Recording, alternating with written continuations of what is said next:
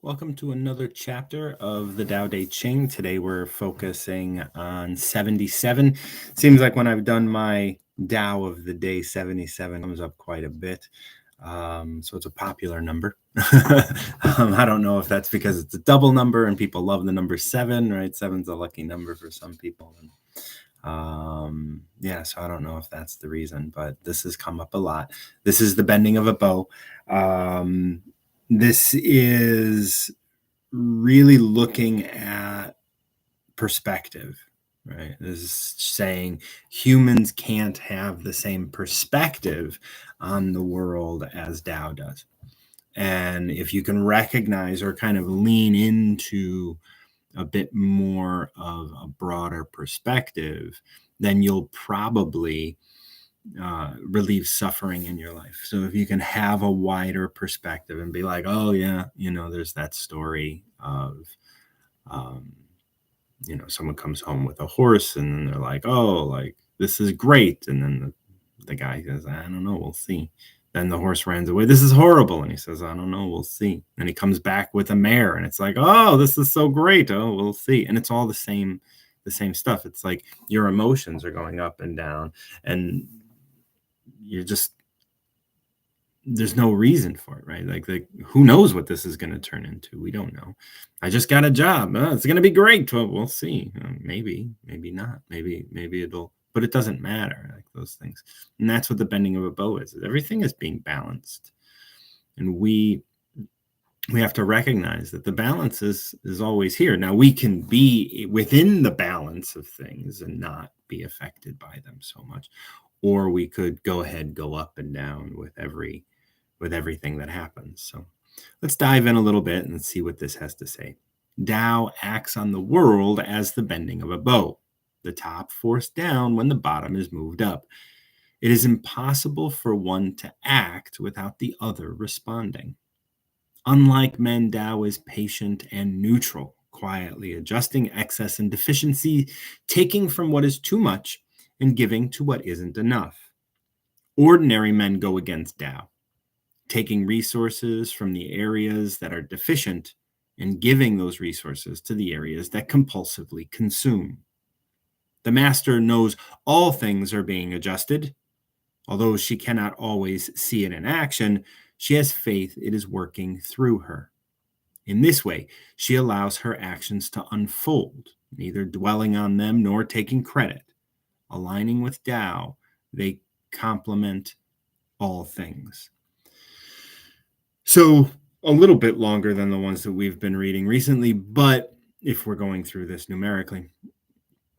But there are these two sections in the middle I want to really focus on. One, which is Tao, patient and neutral, quietly adjusting excess and deficiencies, taking from what is too much and giving to what isn't enough. Okay, that's what Tao is doing, constantly taking from what is too much and giving to what isn't enough. Now, people really like conspicuousness, and Tao is, like it says here, patient and neutral. Doesn't care if it's, the great grandkids of someone that, is going to,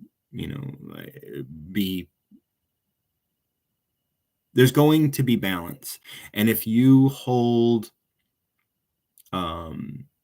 if you cause or do something in the world and that needs balancing, that's going to happen. It may happen in your lineage. It may happen in your, in a soul. So it might not even be a family member. It might just be your soul may be attached or working with other souls. And so those souls might be able to relieve some of that pressure. Right? Like it could be balanced out through that. But it's not so conspicuous. Tao doesn't, like, we want revenge, and we want, as people, we want immediate action to be done. We want someone fired because of what they did to me. And we want, that's what ordinary men are like. And this next section is ordinary men go against Tao, taking resources from areas that are deficient and giving resources to areas that compulsively consume. This is why we have such a wealth gap. This is why we have, no matter what it is, we're looking for these conspicuous outcomes. Where Tao is patient, neutral. It's like, well, we got to do something and it'll get done. We as human beings have this concept of a day is 24 hours and a year is 365 days and this many months and this, and we've compartmentalized all of these things. That's rigidity, as we were talking about in 76. We were talking about this idea of rigidity and flexibility.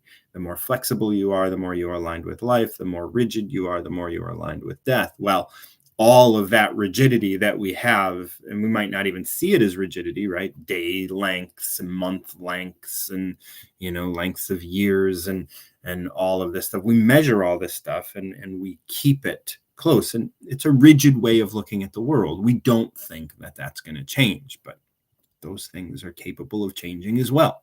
And so we want to stay flexible. We want to be able to stay as flexible as we can. And all of that rigidity that we hold on to is why it's hard to be patient and neutral, because we can't be neutral if we're holding rules about things like a day has to be 24 hours. But it's like, well, actually, we're only trying really to kind of guess at measuring the way that the earth rotates, not time, right? Like if the earth starts to speed up, guess what happens? Our days get shorter, so all of these sorts of things have to be addressed. And it's like, well, is your biological clock like really 24 hours a day? Because when people are in the dark, they tend to have these 30-hour days or something. They've done research on that. I don't know where to find it. I'm sure you can Google it or go to ChatGPT and find it. But the master who is attaching to Tao, someone who wants to be closer to Tao, wants to live more like Tao, knows that all things are being adjusted. There's no fear of being like, I need to adjust this. I need to hate this. I need to speak against this. I need to teach people. None of that exists in the master. The master knows that things are being adjusted and there's no need to check on Tao. There's no need to help other people find Tao. There's no need to teach people anything. Although she cannot always see it in action, she has faith that it is working through her. So she can be here and she can allow Tao to flow through her and to guide her in her actions so that she doesn't have to be anything other than what she is. And she knows that Tao is working through her to balance the world. So if there's something that she doesn't like or she looks at and doesn't appreciate, she knows that Tao is going to fix that. Tao is going to adjust because everything is being adjusted. And as long as the quicker she can surrender to Tao living through her, the quicker those things get adjusted, because Tao is always adjusting.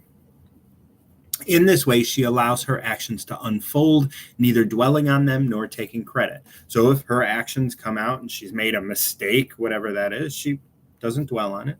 If she gets, all of this praise and change and gets people to listen to her or whatever, it's not her actions. It's just happening through her. It doesn't matter. She doesn't have to put any effort toward it. She doesn't have to take credit for it. And because she is aligned with Tao, she complements everything. Everything that she does, all of her actions complement all things. All of her actions allow the universe and all of its beings to continue on its path to self. And that's the bending of a boat, right? Everything's being adjusted. Now, it might not be adjusted in your, the way you would prefer in your lifetime, but it is being adjusted. And when you can align with flexibility, when you can allow these things to unfold through you, then you can be part of that balancing. The more you align with rigidity, as we talked about in the last verse, the more you align with going against Tao, right? Going against, like, taking from what is deficient and giving it to those things that compulsively consume, right? Like, that's what fame is, right? I'm going to follow famous people. It's like when you follow famous people, well, you're doing that, right? You are actively working, and not against that. You can't work against that, but you're working in this standard sort of ordinary, like you're ordinary, right? Ordinary men go against the Tao, taking resources from areas that are deficient and giving those resources to areas that compulsively consume. This is essentially marketing. And the way our money is moving, the way our attention is moving, and all of that sort of stuff. And yeah, so that's the bending of the bow. My best to you, and balancing in your life and all that you got going on. I'm Martin John. This is the Tao Te Ching, and until next time, keep recovering yourself.